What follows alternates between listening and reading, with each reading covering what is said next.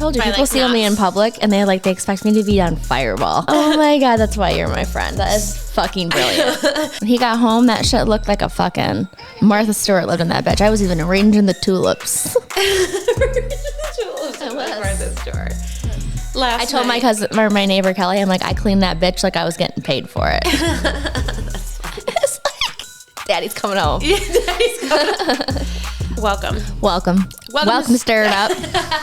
Welcome to Stir It Up. I'm Heath. I'm Jessica. We had a little rough week a couple of days ago. Wasn't yesterday. I was heading out to do my daily chicken chores, and Blackie for sure, the little Silky, Peyton's absolute favorite. The gorge one. Mm-hmm.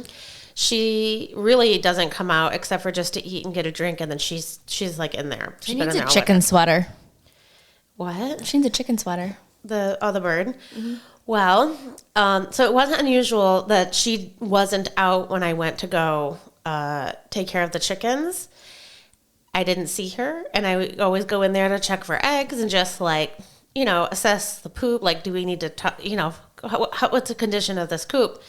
And I opened the door, and there was the dead body of Peyton's favorite chicken, completely eaten from the inside, like right in the spot that she sleeps in her little roosting She spot. just got attacked and murdered. In her sleep. I think it was an evening attack.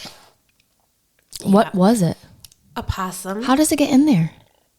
There's a little hole in the front where they can come and go. And I haven't been completely closing up the entire Lock coop. them fuckers in So there. now I have to, but that means I have to every morning and every night. Mm-hmm. I have to go out there in the cold. In the summertime, that was sort of a treat, right? Like it was a part of a lovely summertime routine. But all winter, I have been leaving them to come and go as they will, and it was.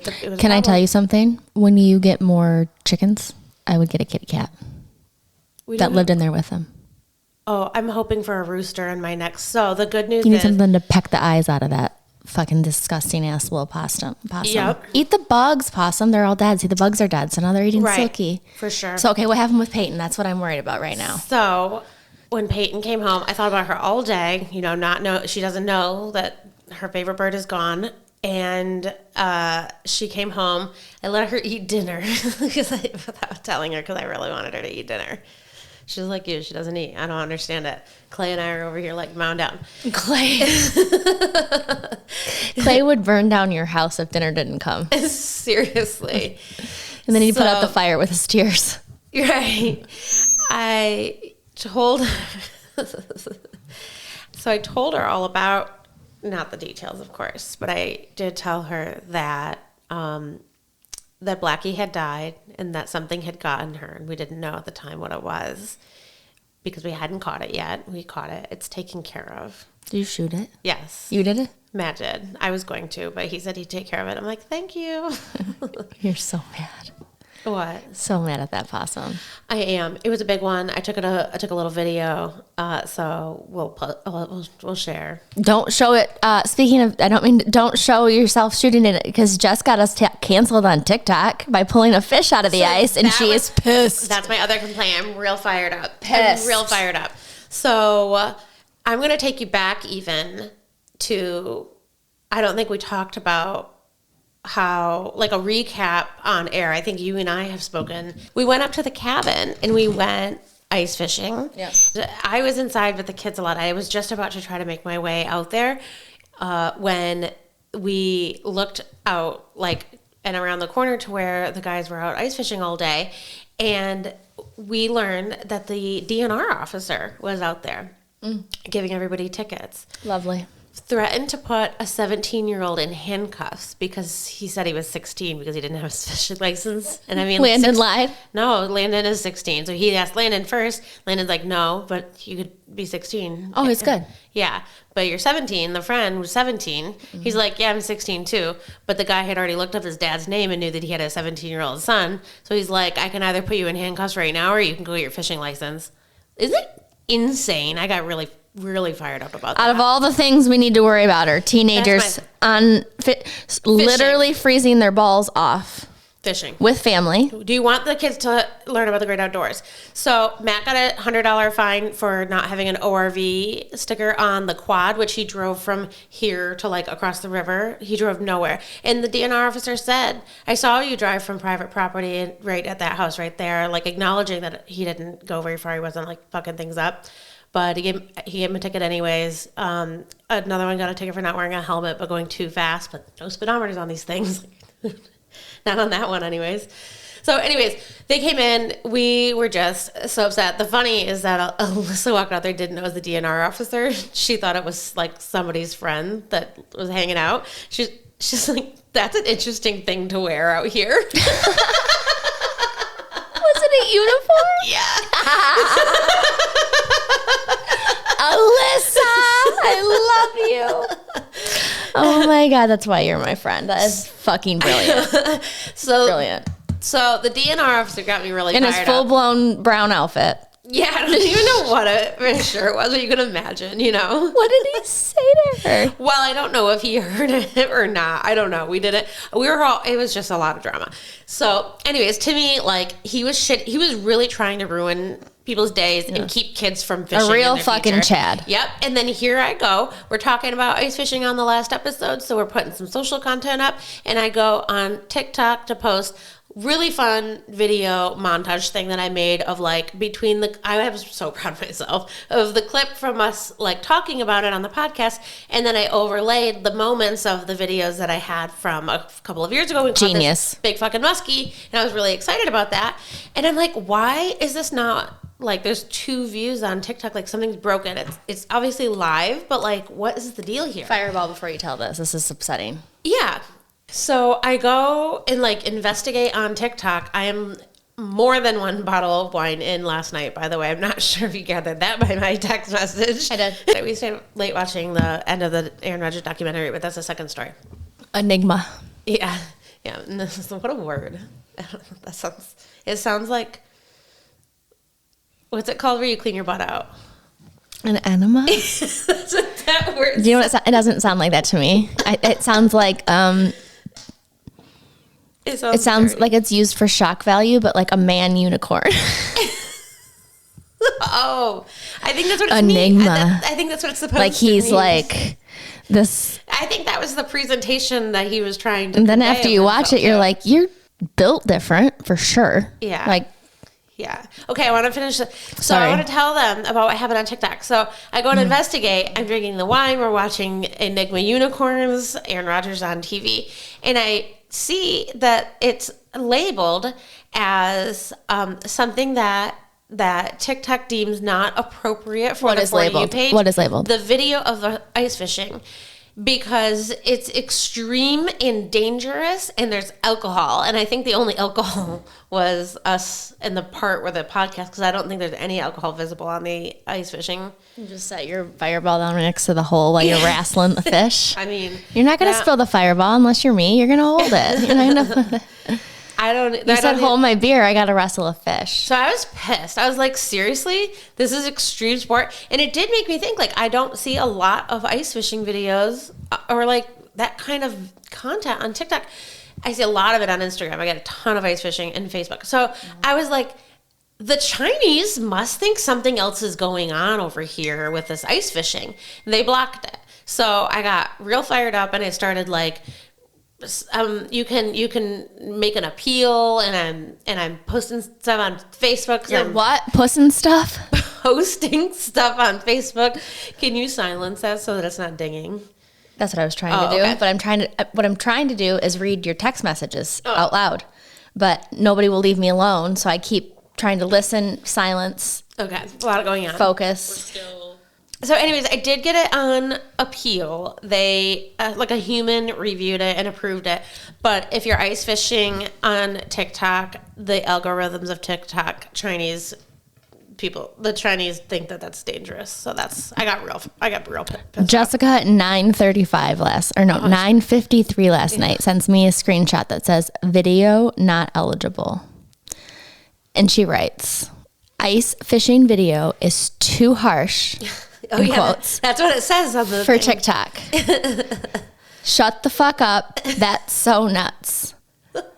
babies, period. I thought it was a Trump platform now. I didn't know it was a platform for babies. It's fishing in all capitals. Dumb. I was just pissed. I get it.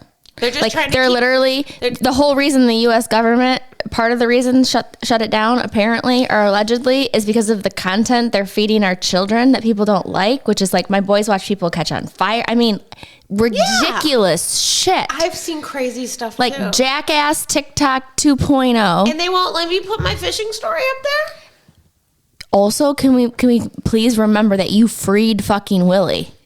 You didn't. We put him back. You put the fucking fish back. You don't see that, so that's why I did. People yelled at us when we originally posted it. It's still a muskie, you guys. Yeah. A muskie is like a snail of the ocean. It's like they're a bottom fucking feeder. I know, if people get excited about that stuff, I don't get it. Like you're killing a sea creature. So Luke says that they could live for hundreds of years. So I think that like maybe they're fragile and they're like, I don't necessarily say that they're like endangered, but if you start abusing it and like they can live, I don't know, whatever. Can you catch as many muskies as you want, or is it highly regulated? No, I think that is regulated. In fact, there was a Black Lake sturgeon fishing. It's so regulated that there's just one event. You have to go to this one place, and the limit was caught in 17 minutes. And almost 800 people came out to fish it, and the whole thing was done in 17 minutes. Where was this? In Michigan somewhere. I think it's called Black Lake, but I saw it on the same day. Yeah, you're right. Up on the I'm the Black Lake Facebook group. Shout out to everybody on Black Lake. Yeah. Mike and I looked at a place there. Oh, really? Yeah, my parents too. Right on. So we do have some other shout outs. Can I circle real quick before you shout out? Yeah. So when you told P about Oh, yeah. What happened? She was definitely sad, and she kind of did this like, I don't understand why. She didn't like cry or anything. But it like affected her. She was like really bummed out by it. And then she asked about it a couple of times. She's like, I just want to hold her. Like, I know. But I chose that opportunity. I don't think this is like the right parenting choice, but it's what I did. I chose this opportunity to tell her that we're going to get 10 baby chicks next month. So some things in life are replaceable. Some things aren't. It's not like you said, well, grandma died and we're going to go get a new one. Sorry, Gigi. Yeah. Right? You're like, it's just I think that is a part. It is a part of having chickens. We're going to have predators there. Yeah. I do think that's where my anxiety started. Can I tell you? Yeah. So when we, at the peak of like living on a pig farm, we probably had like 14 sows, which would be like 14 pigs, which is a small operation in comparison to like true pork producers. Do you know what I mean? But small. But still, 14 pigs, 10 pigs. They have 8 to 16 babies. We're taking care of hundreds of babies. Yeah. And the most exciting thing that ever happened at my house, because I had such a normal childhood, was the fucking pig's in labor, and she's got milk coming out of her titties, and we're gonna go stare at her vagina for hours. And do you like help her give birth, or is it best to let them do it on their own? You know, it's really funny how like the circle of life or labor works. Like some mothers, or whether genetically or instinctively, whatever the difference is, but you know what I mean? Like nurture versus nature. Yeah, some of them do fine. And then look at us, we have like a whole but some do not. Some have the babies and they bite their heads off. Oh God. Some, right? Like it's just, it again, yeah. Just because some, right? Like I think pigs are the same way. Some can deliver 16 babies. Yeah. Not lay on one of them, not bite any of their heads off, and grow 16 beautiful babies. Some will have 3. Some will bleed out. And some will bite their heads off. Some will lay on half of them. And you know what? That's survival of the fittest. But when you're a 6, 8, 10, 12, 14-year-old human, right? And your dad's like, she's laying on him, run! It'd be like hitting this like 300-pound animal on the ass, which would look like abuse on the internet, right. But it's what happens. They don't give a shit, so they don't lay on their baby. Yeah. Sometimes they don't mean to lay. They mean to bite their heads off. Okay. They don't mean to lay. Right. In the same way that like co-sleeping, you don't mean to roll over on your baby when you're sleeping with them. But like, I think that's where my anxiety started. Like just waiting for something to die. A chicken. Yeah. It helps. It hardens you to things, but I think it also creates a what can I control and what I can't control. And if I can get there fast enough or I can, then I can, whatever. Anyways, therapy. And I'm not highly attached to the chickens, but we hold them. It's not like a goldfish. It's a little more than that, but not quite like my cat or my dog too. But seeing her there like that and the way that it happened was just like complete shock. That was not what you were expecting. Absolutely not. Mama girl was cold and she was taking a little nappy poo. And then I think it happened overnight. So one of the other chickens had been attacked but not eaten. So they left and got out. I think they were all sleeping in the possum as a silky reminds me, like if you don't know what a silky is, look it up.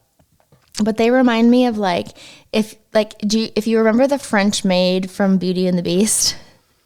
Yeah. Okay. I'm seeing it. You're right. Yeah, that's so funny. She's gorge. And they're slow and they're perceived as dumb. They look like a mini llama. They are a mini llama. I was going to tell you that we're about to have babies and see if you thought it was a llama, but it's chicken. So what we should do for P though is my sister always has chicks in her classroom. Oh yeah. And we always have them for the weekend. And they're in the incubator, and Liv always has them in her room. Yeah. In the incubator for the weekend. Yep. P will have to come over and then they hatch. I think her classroom is going to hatch chicks at daycare. Yeah. Go daycare. Yeah. Don't tell anybody where she's at. I decided I didn't want to go the whole incubation route and get eggs, although I could have. And I just ordered like a mixture of chicks from the farm because I don't really care what they are. So where do you order them from? Tractor Supply? You can. I am going from a local farm of someone that I know who knows them. Like I don't know them personally, but it's called Before and After Homestead. I'm very excited. They have a cute little Facebook page. And are they all silkies or what are they? Oh no, I don't think I'm going to get a silky again. Maybe opportunistically if my cousin Marissa has extra. I don't know. But this is her eggs. She has Easter egger, which is a bluer kind of egg, and one that's a really dark egg. I think it's a copper moran, and then Americana. I don't know if I'm saying that pronounced that right because it's spelled a little funny. She has those 3, and I just said give me a little bit of everything, and I want 10. I don't really care. Just I want a mixture and see what happens. I'm hoping that we get a rooster out of that. So we'd have 15 chickens. I could probably handle 2 roosters. My thought is that if we raise them as chicks and they're with our flock, a higher chance of success. But roosters are roosters, so we'll see what happens with that. But I kind of felt like if we had a rooster, because the big birds made it out of that attack. We might have not even known that happened. Maybe that fucking possum's been in there multiple times. How does one silky work though? Why do you only have one? And I had 2, and the other one got eaten by a hawk. So they're just they can't see. The fuzz goes in their eyes, and they can't run away when they see a predator, and they're slow. They're just really defenseless. So that's why I'm not really interested in getting more. And the eggs, she just started laying eggs too. So her eggs were so tiny, I had to eat 3 of them instead of just 2 for breakfast. But so that's a bummer. But here we are. We're just moving on and getting an assload more. Were they mean to her, or was she part of the crew? No, yeah. So they didn't discriminate because she was different. Right. So these are Brahmas that we have now, and they're considered to be a really docile, a really kind breed of birds. What did Maddie say? He said yes. Maddie. Here's the other thing that I did. He's all on board. He just wanted to make sure that we weren't going to have too many in our the size. I was literally thinking about that too. Yeah. So what are you going to do? No, they're all fit. The way that those 5 birds, they all tuck themselves into one corner. That whole inside is full of space. They have so much room. Just from cleaning it up though, it's going to be more cleanup. Fine. Absorb. I'm just saying, tripling the flock is tripling the shit. I'm not worried. Okay, so here was the impetus of this all.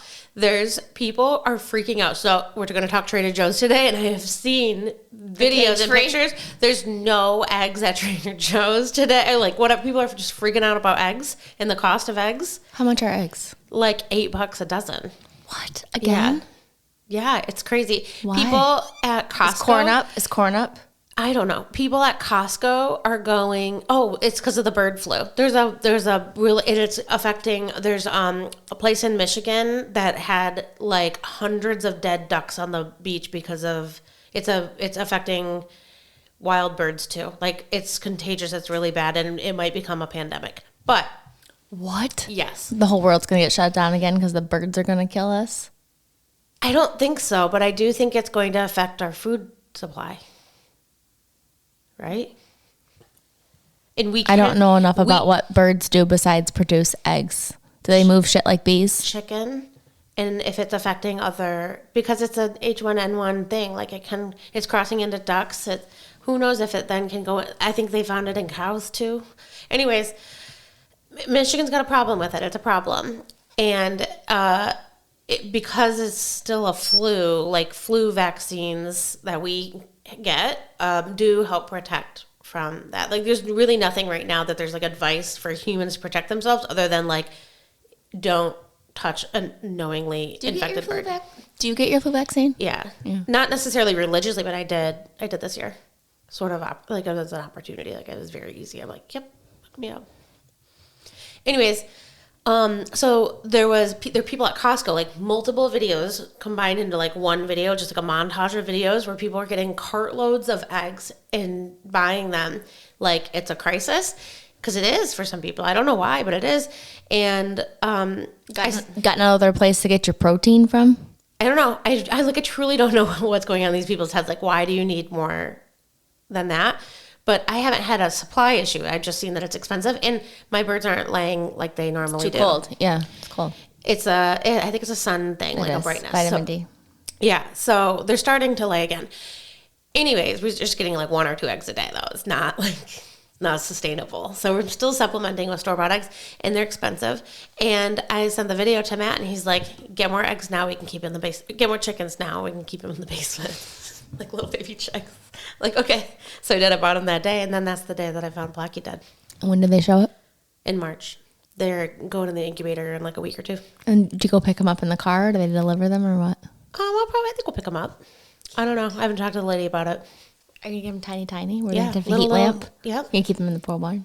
No, I'm going to keep them in the basement. Why not? Easier to take care of. Yeah, for sure. I raised ducks on my kitchen counter one time in the city. 2 of them. Those fuckers are messy.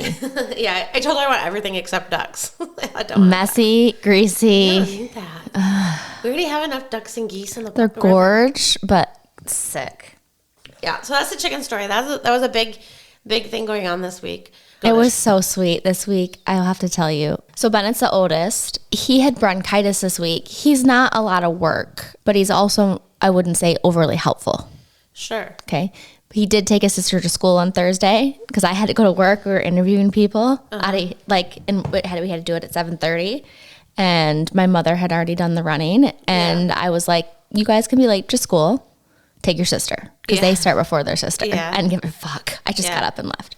So Bennett was not that he wasn't helpful, but outside of, if I ask him to do something, he'll do it. Right. But he's not going like to. I think it's totally the age too. Like fuck no. It's a boy and it's the age. Hold on, wait. But then my Reevie is 14. Oh. Okay, so it's just Bennett. And I think it's just child to child. I don't think it really, yeah. I think there's a pattern in perhaps like the order they're born. And like, I think there's probably certain like, I just think it's DNA. threats. Peyton's wildly helpful. Like, I'll tell you a story about last night when you're done. Yeah. So Reevie is also wildly helpful. So like he made sure I was in bed the same way Mike does and then locked up the whole house. It was adorable. Liv laid there like me and was just like, somebody tuck me in. But then. That's really funny. So the boys kind of kept the wheels on, but then Mike was coming home yesterday early. He wasn't supposed to get home till like 1 o'clock in the morning. Came home at 5. Oh. We have kept it together. But that's it. Like, not thriving. We're not thriving. We've got bronchitis. We're yelling at people. We're at Myers at midnight getting ingredients and dog food. Like, it's a shit show. But we are loving each other and all the things are great. But our house is blown the fuck up for Daddy. Yeah. Like, and laundry laying on the floor. And that will make dishwashers, lose it. Yeah. Lose it. He said he wasn't going to lose it. we knew better. I bet internally. I literally said to my boss, as soon as I'm done with this meeting, I have to go home and clean my house at lunch.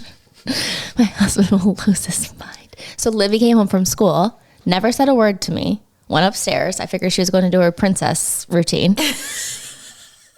Got one of those too. And she came down with like 3 trash cans. She's like, I got to get the upstairs cleaned for Dad. I'm like, yes, I Way to go. You raised great kids. Even Liv. Yeah.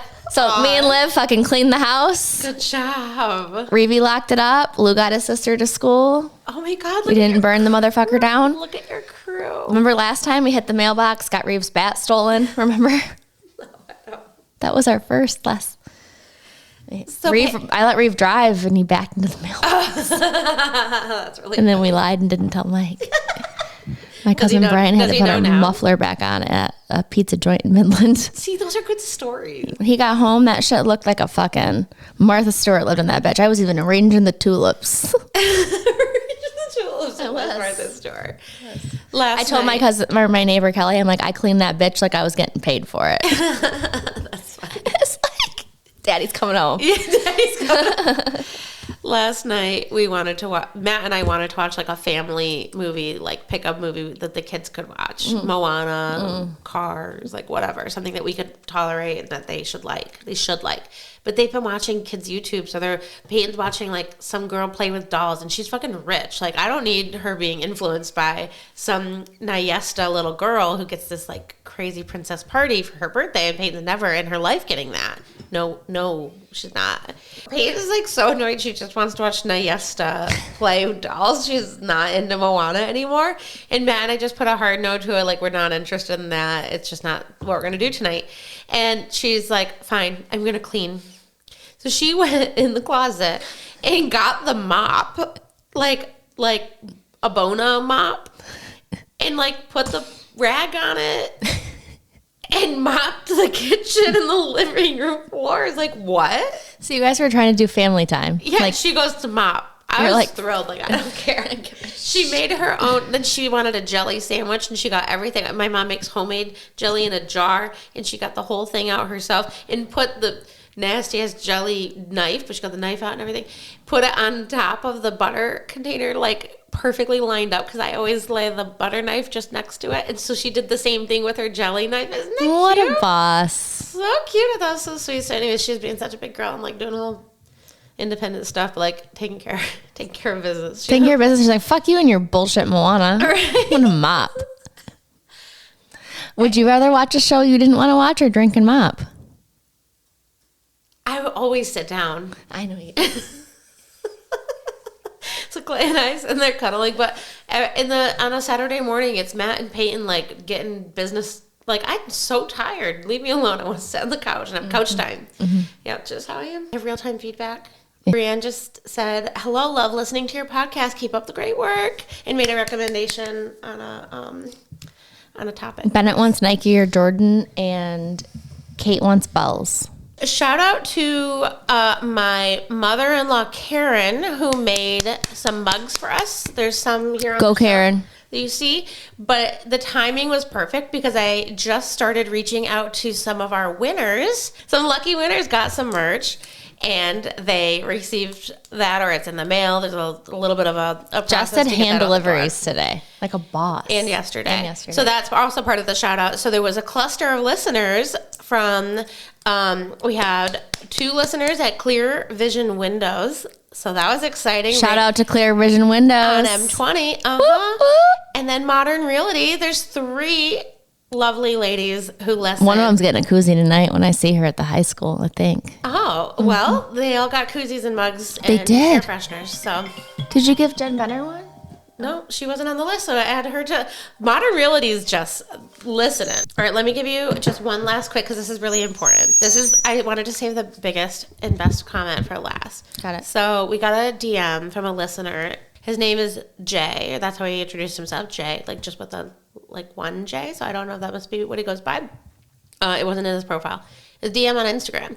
His cousin owns an alpaca farm in Ohio and said that he put us in touch. What? Yeah, like give her a call. I'm like, absolutely, definitely interested. I told them that we're going to talk about it on the podcast and that we would follow up. And then Esteban, also listener, said, I found one on Homer Road. So I haven't reached out, but I felt like getting a couple of leads. Did they buy the Varner farm? Or is that a different road? I ran by the Varner farm and they don't even have fences up. But your mom messaged me and said, here's the first name and last name of the Varner family lady. Like, I don't want to air that out there. I can give you contact information, but she's on Facebook and you can find her and she'll talk to you too. But they go to Florida in the winter, so they didn't, lots of stuff to keep. So where are the alpacas? I don't know if they got rid of them. I don't know. We could call and ask. So we've got a couple leads. I felt like we can rally around that. Thank you, listeners. And the other Thank you.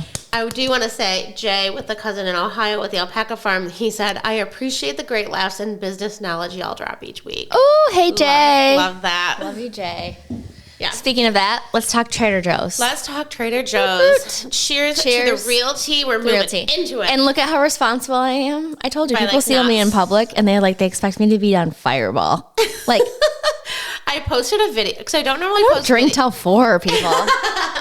I posted a video on LinkedIn. I don't normally post videos. I just do kind of our graphic on LinkedIn. Yeah. And one of my coworkers said, I love the wine. I'm like, well, you don't even see the Fireball. That's just barely out of shot. It complements the wine really well. It does. Thanks, Steven. I hope you're listening. The wine gives Jessica diabetes and the Fireball cleans out her pipes. The Fireball's wrecking my liver.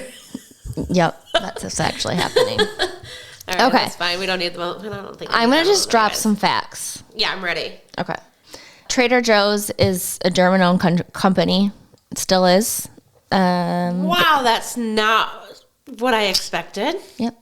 They started in California in 1958 in the greater Los Angeles area. Did know that by a guy named Joe? Yep, they're still headquartered in California. Okay, so they were bought then, maybe when he retired or something. He sold to a German company. Is it the same that owns Aldi? No. The CEO's first name was Aldi, the Aldi brand. Yeah. Oh. It's the first myth I was going to bust with you. Nice work. Way to fucking ruin my thunder after all that research. So sorry. No, because that's what I thought that it was. So I would have been wrong. I would have got it wrong. Everyone's like, it's a conglomerate. It's not. I haven't been to a Trader Joe's, but I felt like the store experience description could seem similar, just different. Anyway. Yeah, I think there is parallels for sure. Yeah, so it's leads people to believe. Okay, that's interesting. They were originally called Pronto Market. They were a convenience store, and the founder, Joe, said his stores were too similar to 7-Eleven, which he called the 800-pound gorilla of convenience stores. Uh-huh. So... How much founder? So I did listen to a podcast. I told you this. So I was kind of into some of the. I didn't do any founder research. So can I tell you? Yeah. When he worked at Pronto, he was really young, and somebody hired him to figure out why. When every time some other niche competitor, every time one of these stores open, my pharmacy shuts down 2 stores. Go figure it out. So he went into this deep, big business strategy. Problem you're solving for. Yeah. He went into this deep, big business strategy, endeavor, solved for it in a way that I don't know what I can't remember it. I don't even know if it was particularly meaningful, but they kind of figured it out. And meanwhile, he discovered 7-Eleven and wanted to mimic the pharmacy experience with 7-Eleven and thought that was going to make them win. But he was successful. That was successful at the time, right? In the 50s and being 60s. A Me Too. Kind of a Me Too, but with pharmacy. And I do think that's differentiation, sure. Right? So then he's really successful, expands. He's a very young business leader. He became the president of Pronto at age 27 or 28. Wow. Yep. And then the guy that actually owned it or ran it became kind of obsessed with Tupperware. And the board, he wanted to buy Tupperware, the company. The board was like, that's a party product. No. He bought it anyways against a unanimous no from the board. The guy, the Pronto owner, right? This other guy. If you're the outlier, you're normally the one who knows what's going on. So the owner of Pronto bought Tupperware and then decided he was no longer going to do like pharmacy 7-Eleven copycat and said, he ended up buying an oil company so that he could be vertically integrated to expand Tupperware. So I'm sure he's really, I'm sure he did fine. He's not an idiot. But he just pivoted entirely, didn't want to be in the store business. I don't blame him, honestly. And gave an ultimatum. Yeah, coming from families who own stores. Yeah, at like a young 30-something Joe, founder of Trader Joe's. Oh my God, I'm sorry. I was going to ask you where they came up with the name. That's really funny. That just clicked. It's his first name, bitch. Anyways, Oil City, bitch. He got an ultimatum saying, you either buy Pronto or you got to find another job. So he had to figure out how he's going to buy it, and then ultimately it became Trader Joe's. And then this is the only other fact that I've got on this entire story, the founding story, because I thought this was really fucking cool. So cool. He read in Scientific American that there are now, at the time, what year was it founded? 50s? 57? 1950. So it was 1950 something. 1955 was when he called it Trader Joe's. Okay, so even before then. He was copying Trader Vic's, which was a famous tiki-themed restaurant in Southern California in the Beverly Hilton. So it was almost like a spoof or a parody. Trader Joe's on Trader Vic's. I do think he copies a lot. It says he developed Trader Joe's South Seas motif while on vacation in the Caribbean. During the 1960s, the tiki culture craze was still widespread in the United States. Do you think that's why they wear Hawaiian shirts? So in a direct nod to the fad, the Trader Joe's name itself was a spoof on Trader Vic's, the famous tiki-themed restaurant that opened its first Southern California location in Beverly Hilton in 1955. So he read in Scientific American that there are now more people who have higher degrees, like college degrees, I don't know, bachelor's, maybe, I don't know, but like that are getting more education. We'll talk about gentrification in here in a minute. So there's more people who are educated, and then the airplanes started to become more accessible, so people are traveling, and he just had this aha moment. He's like, the 7-Eleven is for cigarettes and Budweiser and your like average, it's all garbage stuff. And there's city dwellers are coming. And there's a whole group of people who are educated and can see what quality and like care about the product, who also are underpaid and he needed to find a way to. So it was eggs was the first opportunity he had. So somebody came to him and said, hey, I have extra large double like big ass 12% more weight than your average more egg. Protein. Yep, whatever it was, but he couldn't get rid of them. The regular grocery stores didn't want those eggs, so he was able to buy them at the same price as your regular large grade A eggs, but he had grade double A or something. I don't know what the fuck are these. Mine don't come labeled, so I don't. It's a value proposition though when you're laying a double egg. Well, it wasn't a double egg; it was just larger. That's what I mean. Okay, double size. Sorry. Yeah, I just don't want to like double imply mint. the yolk was like two. Is not two yolks. Yeah. So he was able to buy a whole bunch of them and sold them for the same price as the regular egg. So people interesting. Yep. And so then he just started value in that. All of these different product ideas started to just become like that whole thing was, how do we take this whole product category and just improve, like have the Costco thing of like a high quality experience with something you can't get anywhere other than my store. So I just think he's fascinating. Like, and he didn't die till like the 2000s. He lived a long time. Incredible. Yeah. Okay, tell me more. Because that's all I know. Basically, he named it Trader Joe's after Trader Vic's, which was a heard of that. Parody to a Beverly Hilton expensive restaurant, tiki themed restaurant. So he's in the Caribbean. He's in California. Yeah. His name is Joe.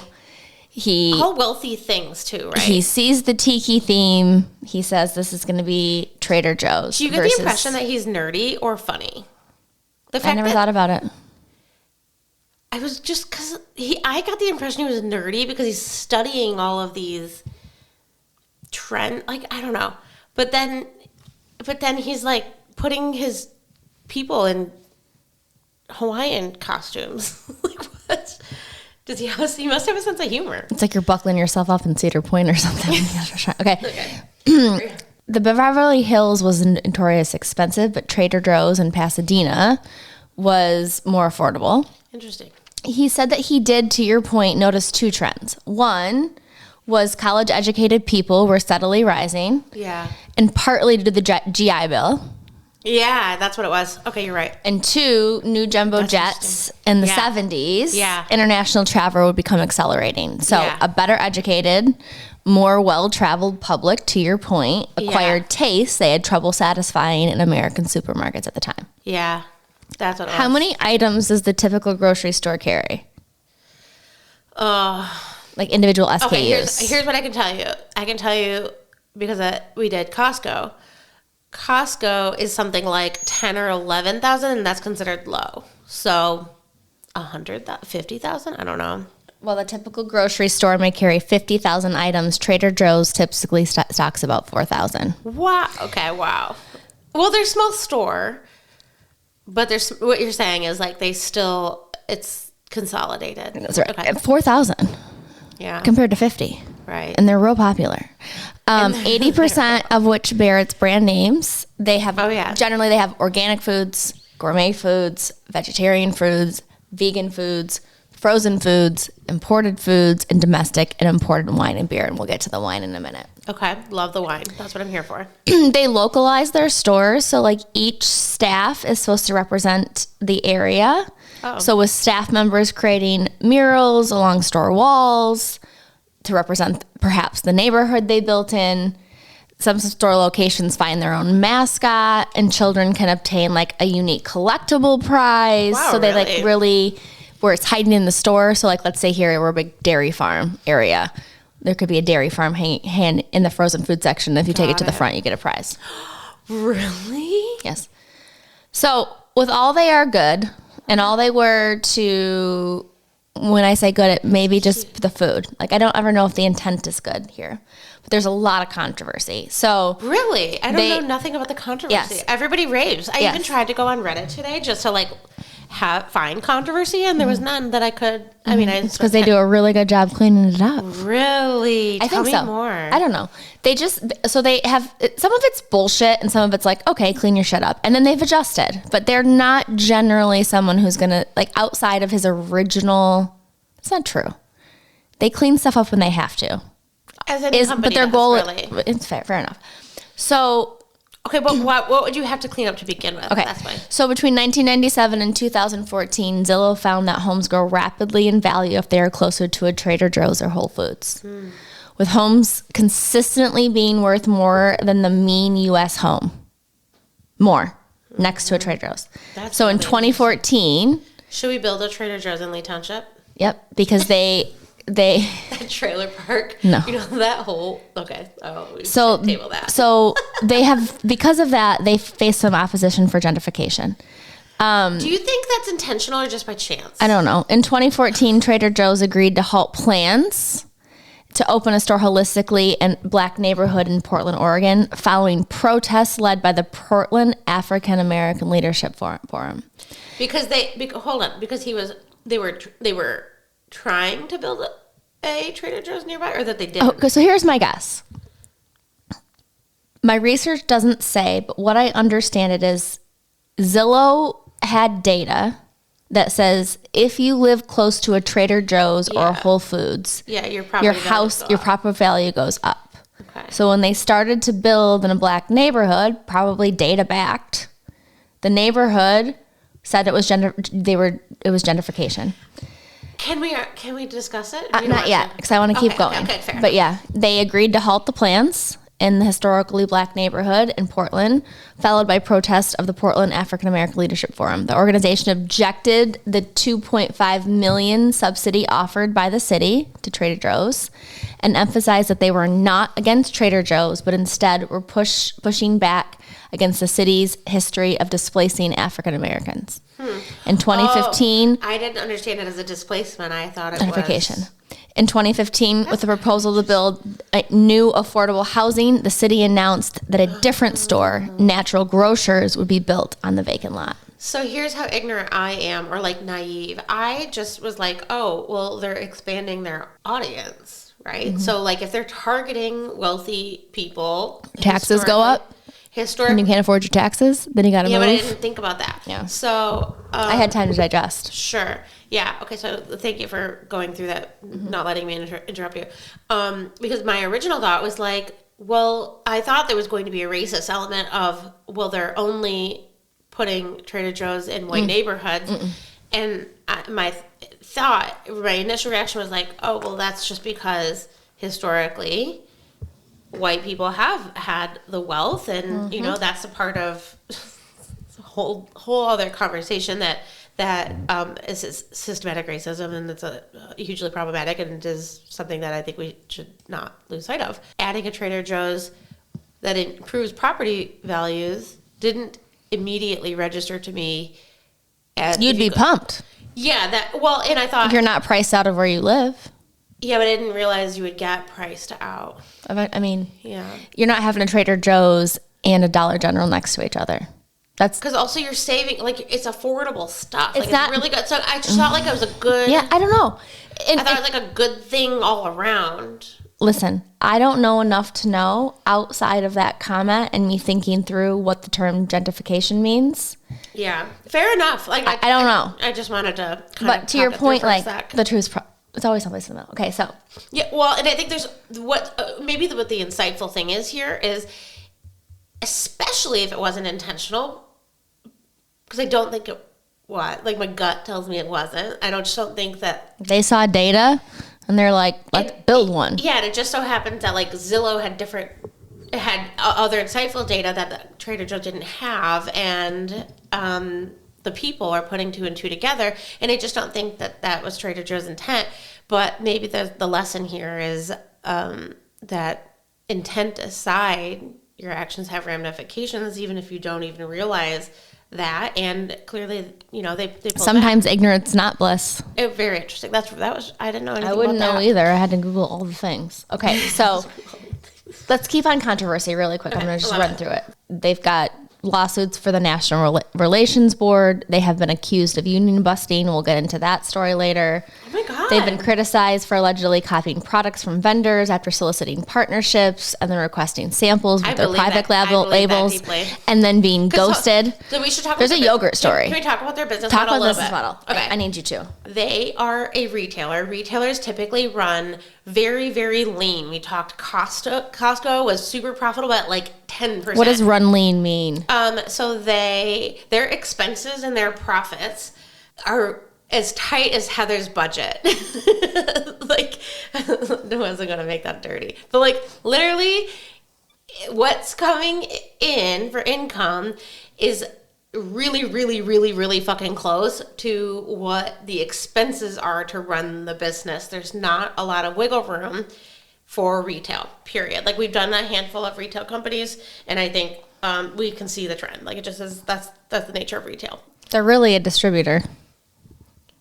Well, so that's then the business. So the way that they cut distribution out, they go right to the supplier and exactly. They buy it. So that's the way retail works, is that, let's just use Walmart because they're nice and big and we can all relate. So they are like, they have real estate and they say, hey, Procter & Gamble, sell me your Tide. Is that Tide, Procter & Gamble? Mm-hmm. So, and then we're going to put Tide up here. And then also, hey, Procter & Gamble, you owe me $1 million this year just for advertising, right? A lot of times these brands have to pay for the retailer to do the marketing. You go to voluntold things in like October, November, the latest January, the following year, and they're like, in order to sell your products, we want you to pretend to give us $1 million, even though we're telling you you need to give us $1 million, or we're not going to put your shit on the bubblegum shelf. Yep. So when you see a big Walmart commercial and then they're carrying Tide, I'm just going to really play that Tide paid for that. Tide paid for that. But it's a big Walmart commercial and it just drives you to Walmart to buy the Tide. Because the Walmart brand is so big that Tide needs and wants to pay for the Walmart's brand equity to pull through. They're told, and there's also value in that for Tide. Right. Yeah, all around. Otherwise they wouldn't do it. But it's a big leveraged position for sure.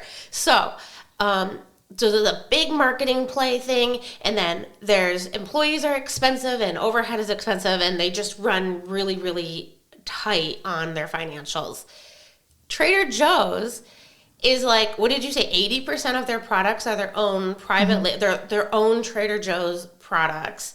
I didn't know what the number was. I thought potentially it could be everything, but I know that was not, it started with the eggs, and then you're going to talk about the wine. And so I knew there was like an evolution. It wasn't just like some big bang, this is the Trader Joe's idea. It's this long, like decades history. That much I get. But they, in the same way that the eggs, they just had this opportunity from the farmer, they realized if you go right to the source, you cut out all this hoopla, kind of like the Costco model of have the Kirkland brand and go, but they're still doing like a private labeling thing. They're private labeling directly with the supplier. They're cutting out the middleman. They're cutting out distribution. Yeah. So they're saving. There's no margin there. In some ways, becoming their own thing. Yeah. Like how Costco did with chicken. They have their own chicken farm. That's why Costco has eggs still, because they have their own fucking chicken farm. There you go, Costco. Anyways, so I just find, so that's really incredible. And their store, you said what, 4,000 products instead of 50,000? And we learned with Costco having about 11,000 SKUs that makes them efficient. It turns over inventory, and they have, I don't know a lot about it, but I just know that there's something unique about their store layout that makes employees, they can have fewer employees, but they pay them a lot, or like more than normal, or just what the founder said was, think of investing in labor as an asset, not an expense. A lot of businesses think of labor costs as a cost, and you've got to try to make that as low as possible and really squeeze that.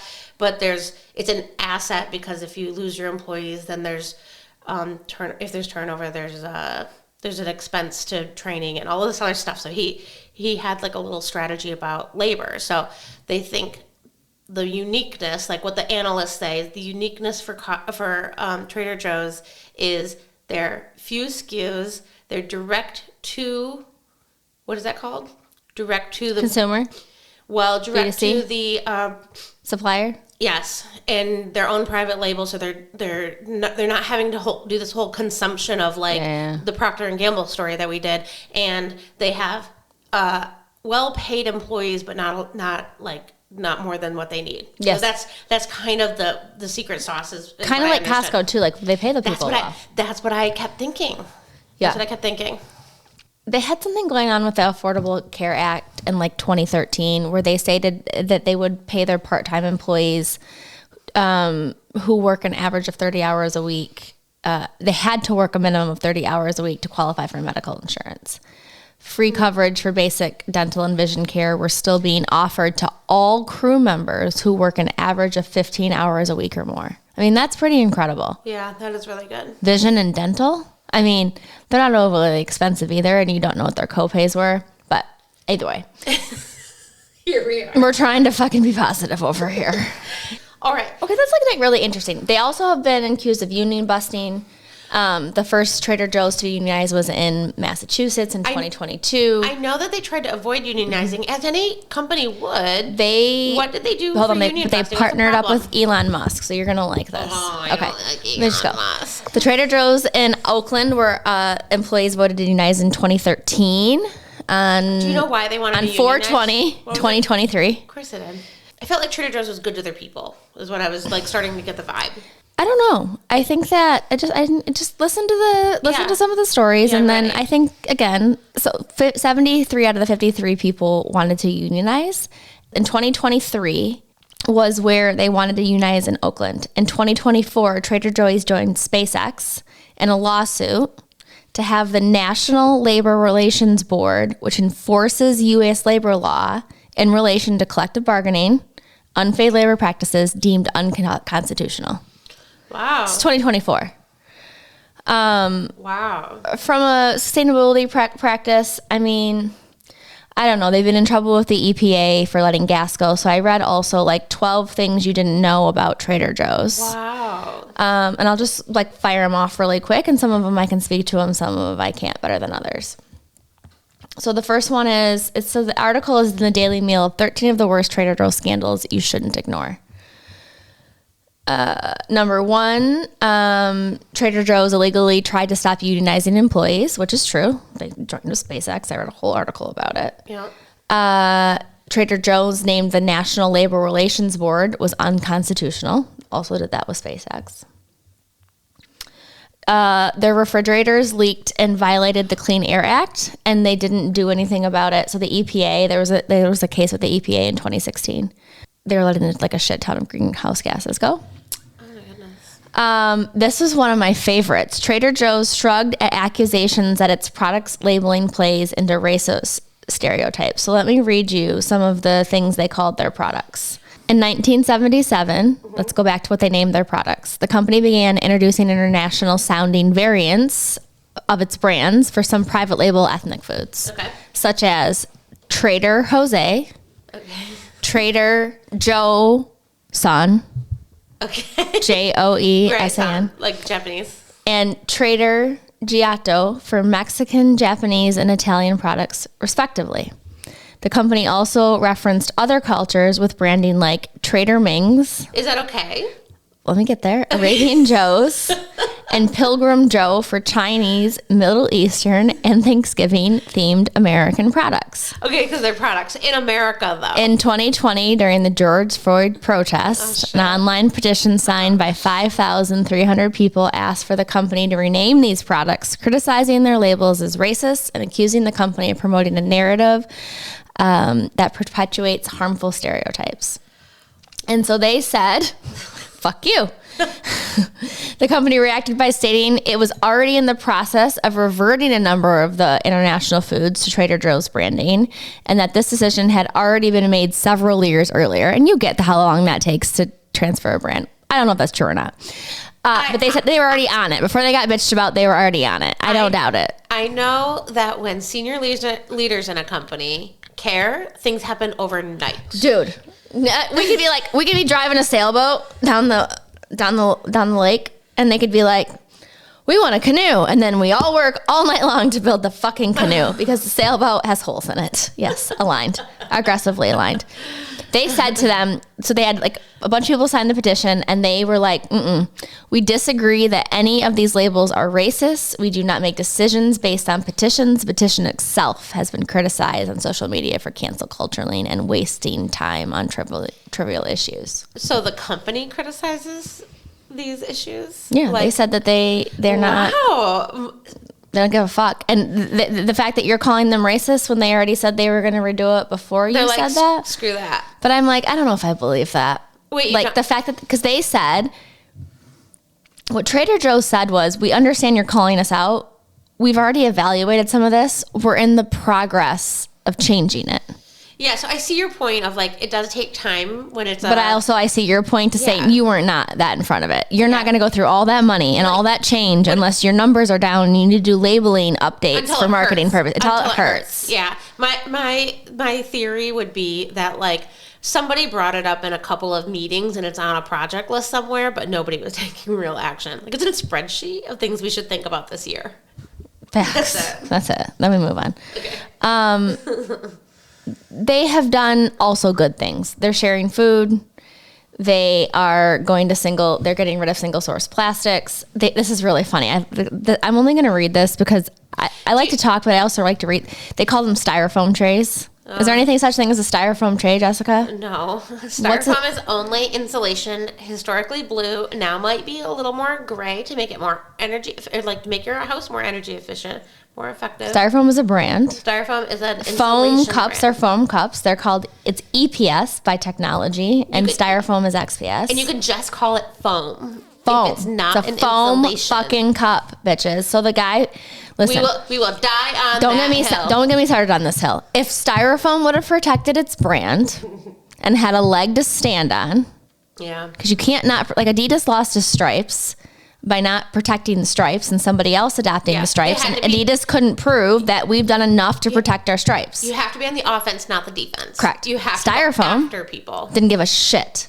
So what happens when you don't give a shit is you have a really sweet product that people call Kleenex, when Kleenex is a brand and tissue is the thing. Styrofoam is like the tissue of insulation. Point being, The Fancy Like Walker Hayes song, Fancy Like Applebee's on a date.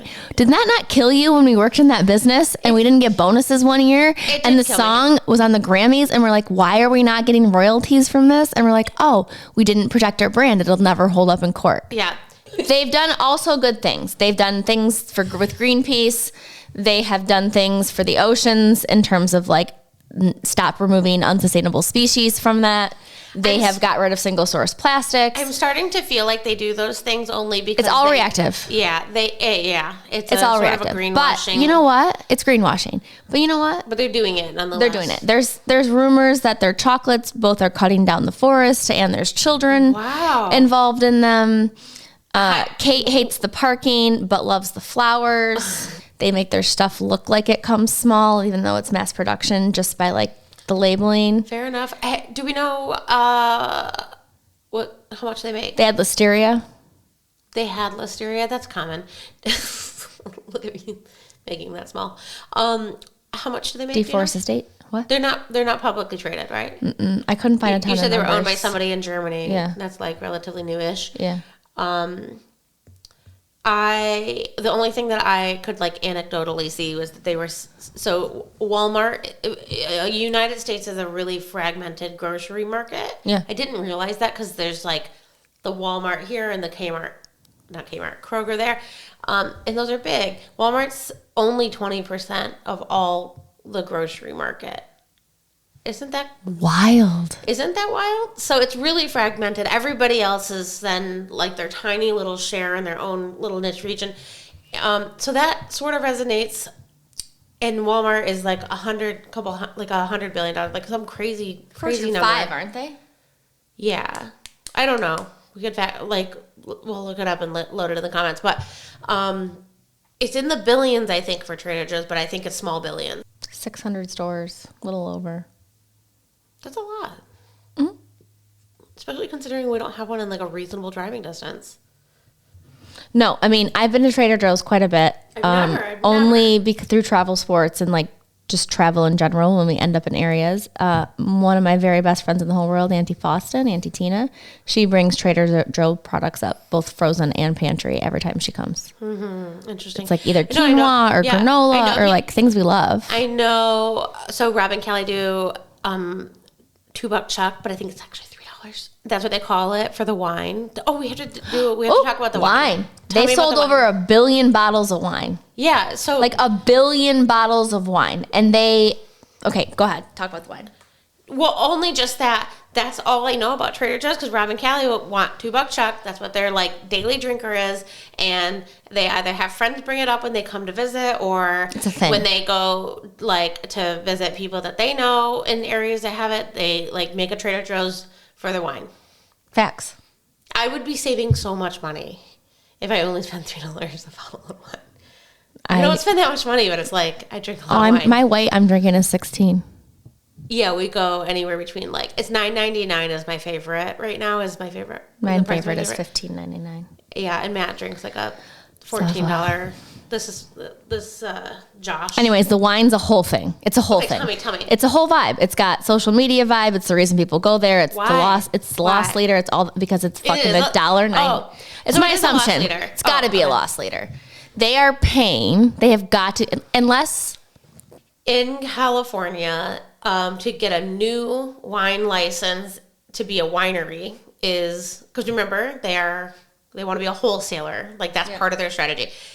A new license is like $500, but if you got an old license and you bought it from somebody in the same way that like here Owens Party Store sold, the liquor license can sell with it for like $50,000, whatever the number is, to the next owner, so you don't have to go down and petition, and people have to be like, oh, can we let a new liquor license go? Do we let this much liquor out into the world? Like a whole evaluation. If you buy a license that somebody else had from them, that was going for like $10,000. But if you got an old one, you were grandfathered in with like special things. And I don't know the details of the special things from Trader Joe's, but they spent $10,000 on an old wine license so that they could be their own winery. And they can do crazy shit with it. I love that. Yeah. Genius. That's genius. So that's what I feel like. That's why a lot of people don't start bars and they don't have $10,000 in Upstart. Yeah, well, if you don't have $10,000, you probably shouldn't be starting a bar. They do that though. Haven't you ever watched the hair salons, like hair salon, 702? bar rescue? Yeah. Okay. So here's the thing about bar rescue. Like, let those people be. We don't need the dive bars to get prettier. Like, dive bars have a time and a place. For our lives, leave them alone. Let us enjoy ourselves. Yes. Thank you. We don't care that there's bugs coming out of the tonic at midnight. No, we fish them out and drink some more. Amen. It's a cosmetic part. It's of the experience. It's all part of the experience, folks. That's just fine. Are we clinking? I'm not clinking. I'm not. You're closing on Trader Joe's. So cheers. No, Heather. That's a part of our structure. We have to make hard decisions. You're so funny. I think it was your idea to do the clinker close at the end, and you can't make a decision. Because I just whatever. Okay. All right. Hold on. I want to explain my decision. Oh yeah. I'm gonna close. Really? Yeah. Why? Because I was really excited about Trader Joe's and really optimistic about their business cleverness, and I will still admire the hell out of that, and I want to learn more. And I think like their founding story is really inspiring, but it feels like they lost their way in the same way that very good Starbucks, like their founding story is really inspiring. My friend Laura got kicked out of Starbucks. Jesus Christ. Because she didn't buy a coffee in Piedmont. They asked her to leave. Buy a coffee or leave. Yeah. Yes, things have changed. New ownership. New people at the helm. So here's the thing. Starbucks was legendary. They lost their way in a modern... You change your strategy a little bit, you lose your way in modern times. And clearly the founder's dead, right? Like, he's not alive any longer. Died. And I just think that, like, they're an incredible company that lost their way to play that. So I want to close on them. So we're closing, and we're not saying we're closing. We don't forever. have to agree. You said you were going to clink. No. Oh, okay. I did. What do you want to do? We don't have to agree. I'm going to close because I don't only get there when my kids play travel sports or if Foston brings it up. So now are you going to if she brings it to my... No. My kids are not playing travel sports because they're older now. I mean, maybe they will this summer. But if Auntie Tina brings it up, I'll eat it. But I'm not going to go. I'm not going to actively go. Right. No, I'm closing. Okay. And I'm willing to change my mind. Right. But for now... It doesn't feel right. I kind of got the X after some things that you shared. We got the X. We're shutting that shit down. All right. Well, I'll cheers to you. Close. Lady. Yay. Thank you for listening to Stirred Up. If you like what you heard, please subscribe. Check us out on YouTube. Follow us on your podcast apps. Please send it to a friend. Leave a comment. Add a rating. Every little bit helps. We look forward to seeing you next week.